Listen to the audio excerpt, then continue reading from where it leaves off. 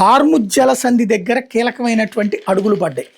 Hormuz జలసంధికి ఒకవైపున Iran ఉంటుంది, ఒకవైపున ఒమన్ ఉంటుంది. ఇరాన్ వైపు నుండి ఇబ్బందులు, అది ఓ పక్కన మనతో ఫ్రెండ్లీ అంటూనే నాటకాలు ఆడతాను.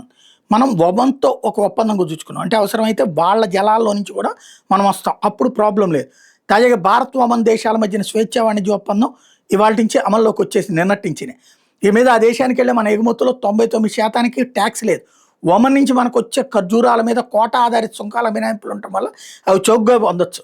ఇవన్నీ పక్కన పెడితే మన ఎగుమతిదారులకు ఈ సిఈపిఏ అంటారు, సమగ్ర ఆర్థిక భాగస్వామ్య ఒప్పందం ఎంతో కీలకంగా కాబోతుంది. అమెరికా ఇరాన్ యుద్ధం నేపథ్యంలో హార్ముజ్ జలసంధిలో ఆటంకాల వల్ల Gulf, Oman, Bahrain, Kuwait, Qatar, Saudi Arabia, UAE దేశాలకు మన వస్తువులను ఎగుమతి చేయడం కష్టమవుతుంది. ఒమన్ తీర ప్రాంతం హార్ముజ్ జలసంధి వెలుపల ఉండడంతో వాణిజ్యం, ఇంధన రవాణాకి ఎంతో ఉపయోగపడుతుంది అన్నది మేధో సంస్థలు చెప్తున్నటువంటి లెక్క. $110 బిలియన్, అంటే దాదాపు 10 లక్షల కోట్ల జీడిపి ఉన్న ఒమన్తో వాణిజ్యం వల్ల మన దేశానికి పెద్దగా ఒరిగేదేమీ లేకపోయినా భౌగోళికంగా రవాణాకు మేలు కలగబోతుంది. హార్ముజ్ ద్వారానే అంతర్జాతీయ చమురులో 5వ వంతు రవాణా అవుతుంది.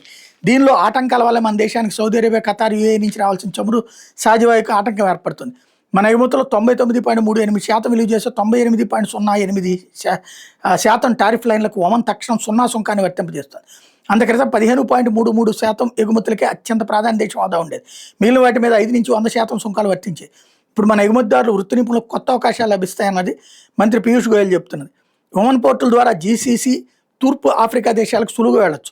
ముంబై, కోల్కతా, చెన్నై నుంచి తొలి విడతగా వెళ్లే వ్యవసాయ రత్నాభరణాల ఎగుమతులతో పాటు ఇతరత్ర ఎగుమతులు ఈ ఒప్పందం కింద ప్రయోజనం దక్కించుకోబోతున్నాయి.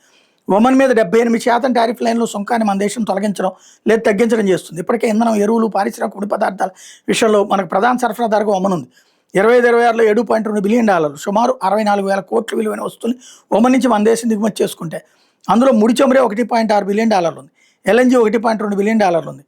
ఎరువులు $843 మిలియన్ ఉన్నాయి. పారిశ్రామిక రంగానికి అవసరమైన methanol $465 million, ammonia $424 million Oman నుంచి తెచ్చుకున్నాం మనం.